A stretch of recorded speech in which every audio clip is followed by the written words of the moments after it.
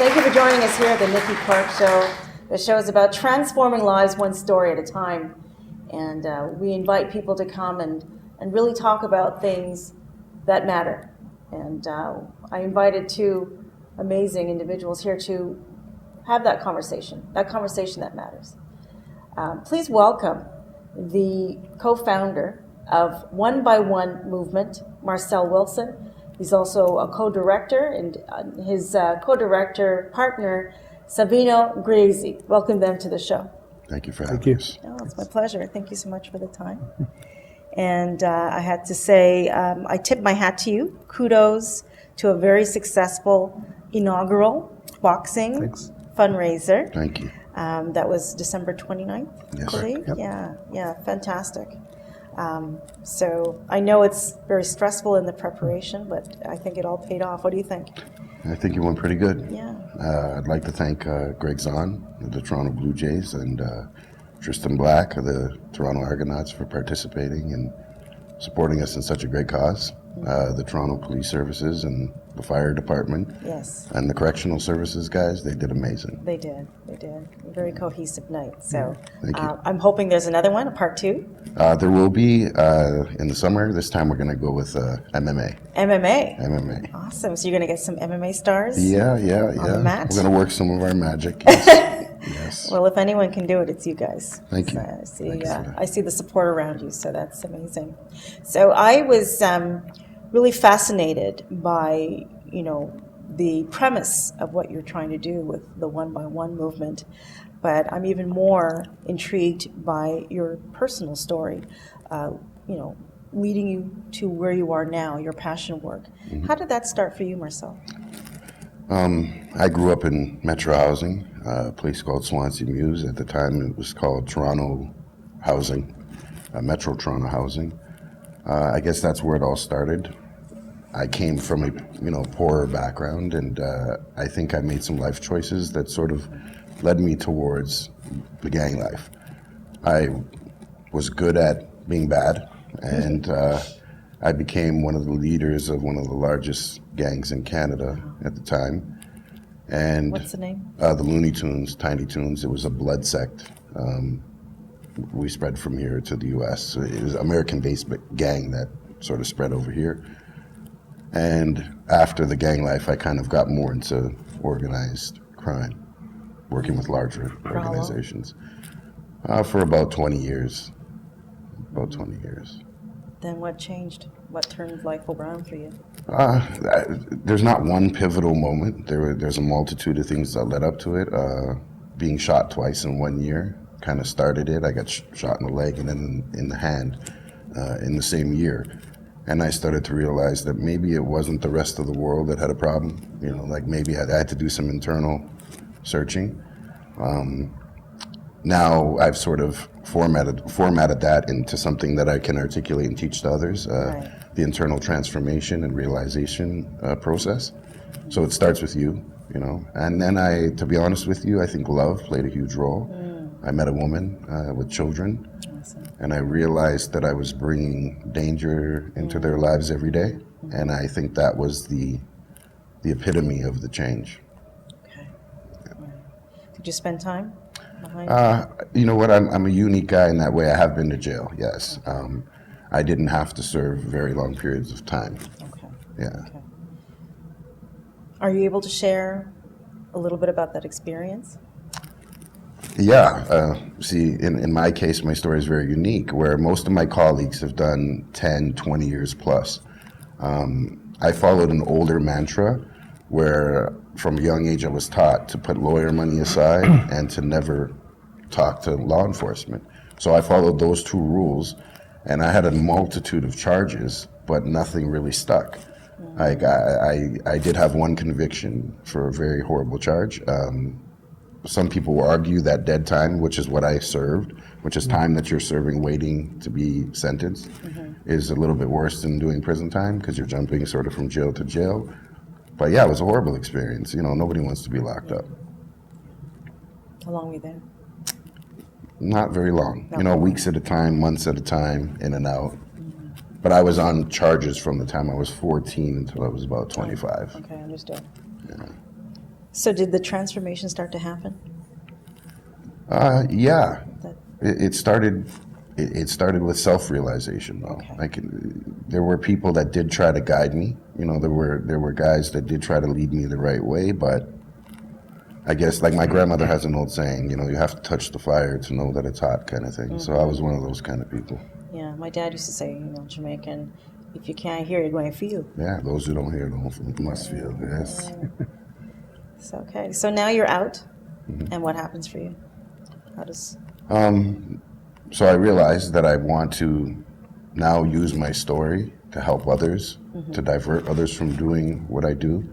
So I wrote a book called Chronicles of a Changed Man, and it was incorporated into a criminology course at University of Ontario Institute of Technology, into their gangs, gang theory and culture.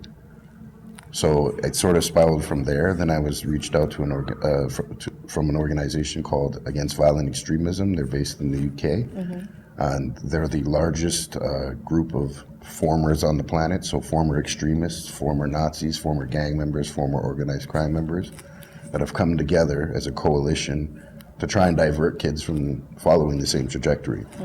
So they reached out to me and was interested in me, put me in a room with a former Nazi and a former Al-Qaeda member. And I was like, what am I doing here? You know, but after you sit and you talk with these people, you realize that our stories are very similar. Whether you're a Nazi or an Al-Qaeda member or a gang member, we all went through the same, very similar things. You know, we had abuse in the family, drug abuse, poverty.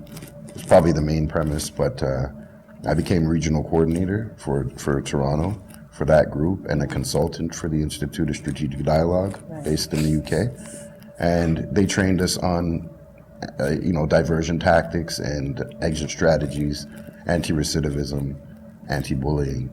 So I figured, hey, why not do this here in my own city with my own people? We had the highest, murder rate due to gun violence this year. So we figured it was the perfect time to come out and try to save some lives. Wow.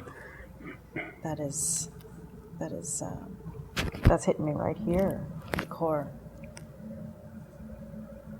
So what was it that was missing? When you talked, you said that you had a lot in common. There was a common denominator between you and the other members in that room. What was the gap that needed to be filled, that you found it in other areas that wasn't proactive at all? Honestly, I'd break it down to one word. What's that? Love. Love. Whether it was love from a family member or acceptance from friends. Like some of my Nazi friends, one of our colleagues, and is now opening up a chapter in Vancouver of One by One. He's a former Nazi of one of the largest Nazi organizations in the world. He led this group. And when you talk to him, his biggest thing was acceptance. He couldn't find it anywhere. He felt like he found it within this group. So the thing is that the streets will pretend to love you. Money pretends to love you. Right. And it kind of will wear the veil of what you're looking for. Yeah, it's like a short-lived kind of allegiance, right? Absolutely. Affiliation. Absolutely. It's the glimmer of love, but it's not the real thing. That's right. Okay. All right. So I would say love is what was missing. Is what was missing.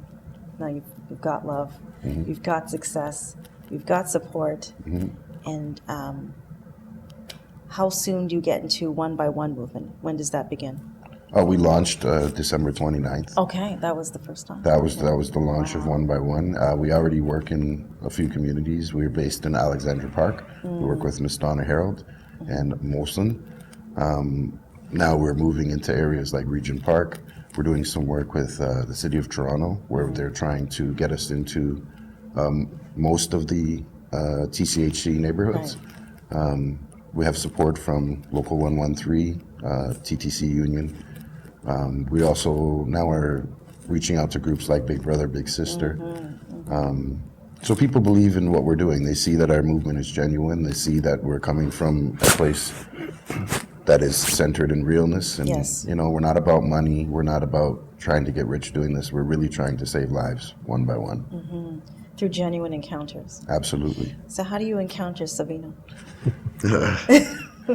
No, we met through a mutual friend, Okay. and I think you can explain why you wanted to be part of this. Yeah. So in getting to know Marcel over time, I saw that what he was doing was actually something that he was very passionate about, and he really believed in it. And then in getting to know the approach, I felt for myself that that approach is the right approach that can actually really work and will work. So in seeing that, a perfect storm was brewing, I wanted to be a part of it. So I came to help out, and however Marcel could use me in terms of my background and such. What's your background? Mostly software. Had software companies. You'll see some one-by-one software comes in. Got to track Marcel because he's everywhere. Yeah. So, okay. So you have I can sense a really good cohesion in the group. And I think there's someone else, too, that we have to shout out. Is it Ina? Oh, Ina May. Yeah. What's up, Ina? Hi, Ina. Yeah, we have a great group. We have a great team. How does Ina, how does she help in the team? Ina's our general manager. Okay. So, and a youth outreach facilitator. So she works frontline, boots on the ground with kids that are directly living in marginalized communities. Okay. We're more like boardroom guys, I guess, now. So yeah, she's a very important part of the team. We have a great team. Okay. Now, I overheard you talking about you just finished a very important, very intense negotiation. Yes, ma'am. Can you walk me through how that happened and what happened? Okay, so without calling out any names Of course. and feeding into it, we work with different groups and different gangs that may be at war with each other. So In there's- Toronto. In Toronto, Wow. areas that are very familiar to us. And what we did is we sat down and facilitated sort of a truce between these different groups. And we're actually putting an event together, and this is in partnership with 311 Jarvis and the Peace Builders group and In Between the Lines. Shout out Chucky. So he's actually the guy who brought these kids to the table and facilitated this, this truce. So the event is going to be, it's called Real Talk, and it's based in conflict resolution, resilience, getting to be comfortable with who you are, where you live, all those sorts of things. And they were very receptive. So that's what gives me energy. That's what gives me power and makes me love what I do. Okay. So let me ask you a question. So where does it all start from? Where does it stem, the beef? Where does it come from? Now, if you were to talk to them directly, a lot of them would say social media, right? So the premise of the violence that they face every day has to do with the devices they hold in their hands. Really? That's the power they wield of life and death. So we're trying to address those So issues. it's like an Instagram diss or something like that? Right. We call it cyberbanging. Cyberbanging. Right. So you'll go to someone's neighborhood and take a picture of yourself or a video and say, ha ha ha, look, I'm standing on your block. And that all it right takes? there, somebody could die over that. Or they'll go and make a rap video saying, screw where you're from. And people die over this. So in my day, it was a lot different. Our ideology was based in capital gains, right? So if it didn't make money, it didn't make sense. And there was a structure as far as to, a mantra and a charter rules. If you shot at somebody and a 9-year-old got hit, there was no need to call the police. We would deal with that internally, Okay. right? So even giving these kids the label of gang, that needs to be redefined, because we're giving these guys names like calling them gangs when they're not really gangs. They're very loose, knitted organizations, and the government gives them these labels. So we got to be careful of how we label these guys. They're human beings. They're young kids. They're children that need guidance. They need guidance. That's it. They need love. They need love. They need love. Yeah. So how can we support you? What are ways that, donations, volunteers, how can we be All part those of the things. one-by-one movement? Oh, all those things. So we do, obviously we always need donations. We are through private funding, government funding. We do need government support. And we just need the support of the community. We need people to be aware that these things can affect you. They may not right now, But if you look at things like the Danforth shootings and things like this, like they will eventually bleed into your neighborhoods for those that are not affected directly. So please just be aware and please understand that these are human beings we're dealing with. You know, they're not savages, they're not monsters, they're kids with problems. And if we address those problems, such as social economic issues and poverty, I think you'll see a big difference in crime in the city, especially when it comes to gun violence. As an educator, working with children, I always judge the behavior, but I love the child. So we deal with the behavior, and then it's really important that we are all part of the process. It really takes a village to raise a child. Absolutely. Be the support that people need, one by one. That's right. So how can people reach you on social media? www.theonebyOnemovement.com. On Instagram, it's One by One Movement, and our Facebook is The One by One Movement. Okay. Savino, any last words? No, Marcel's got it all. He knows everything. Awesome. Well, thank you so much. Thank you for having us. God bless you. Thank you. Great Thank work. you. Thank you Great so being much. here. And congratulations on your launch. Thank you very much. Thank you. You heard it. Savino and Marcel doing great things one by one. Join the movement. Catch them up on social media. We'll be back.